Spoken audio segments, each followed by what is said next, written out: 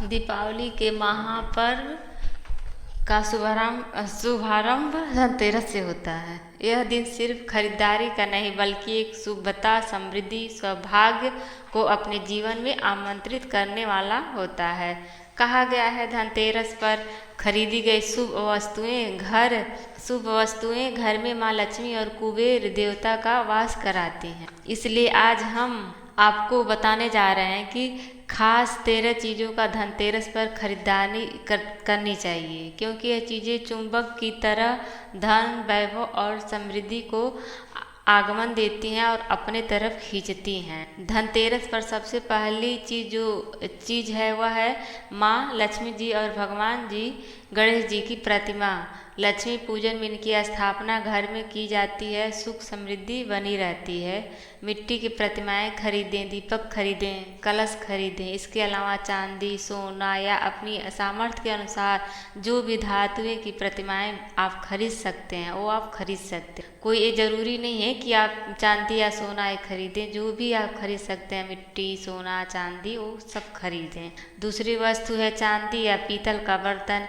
यह दीर्घायु और स्थिर संपत्ति का प्रतीक माना जाता है। तीसरा धनवंतरी देव की प्रतिमा या चित्र आरोग्य और स्वास्थ्य का वरदान देते हैं। और भगवान धनवंतरी चौथ नई झाड़ू, घर की दरिद्रता और नकारात्मक ऊर्जा को बाहर करने के लिए धनतेरस के दिन झाड़ू की खरीदारी की जाती है। पांचवा गोमती चक्र, जो कि माँ लक्ष्मी जी को अस्थायी रूप से घर में बनाए रखता है और गोमती चक्र माँ लक्ष्मी जी को अत्यंत प्रिय होता है। छठी वस्तु है दक्षिणावर्ती शंख या साधारण शंख। यह समृद्धि और सकारात्मक ऊर्जा का प्रतीक माना जाता है। सातवीं वस्तु है रुद्राक्ष, जो कि भोलेनाथ को अत्यंत प्रिय है, जिससे आरोग्यता का वरदान मिलता है। साथ ही साथ मन की शांति और भक्ति भी बढ़ती है।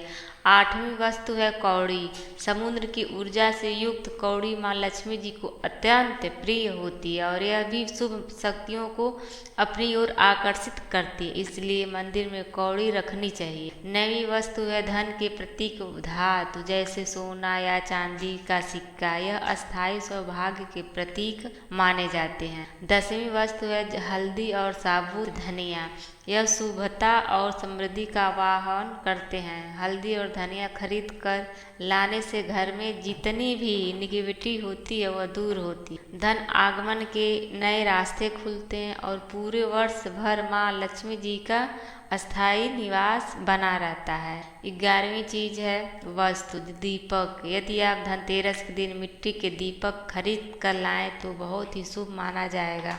इसके अलावा आप पीतल या फिर तांबे का दीपक भी खरीद सकते हैं। 12वीं वस्तु है वास्तविक या शुभ लाभ चिन्ह या श्री यंत्र, कुबेर यंत्र, जिन्हें धनतेरस के दिन खरीद कर लाने से घर में पूरे वर्ष भर माँ लक्ष्मी जी का अस्थायी निवास बना रहता है। 13वीं वस्तु है सेंधा नमक या फिर साधारण नमक और धनिया भी कहीं कहीं पर लोग खरीदते हैं। इसके अलावा डली वाला नमक भी इस दिन खरीद कर लाया जा सकता है और डली वाले नमक से धनतेरस के दिन से लेकर अगले 5 दिनों तक यदि आप पानी में मिलाकर पोछा लगाते हैं तो बहुत ही शुद्ध रहता है, तो उससे भी घर की निगेटिविटी दूर होती है। इन 13 वस्तुओं के अलावा भी कुछ चीज़ें खरीदी जा सकती है, जैसे मंदिर में प्रतिमाओं को पहनाने के लिए पोशाक, मंदिर के लिए आसन या पीले वस्त्र, नए वस्त्र पहनने के लिए। इसके अलावा धर्म में जो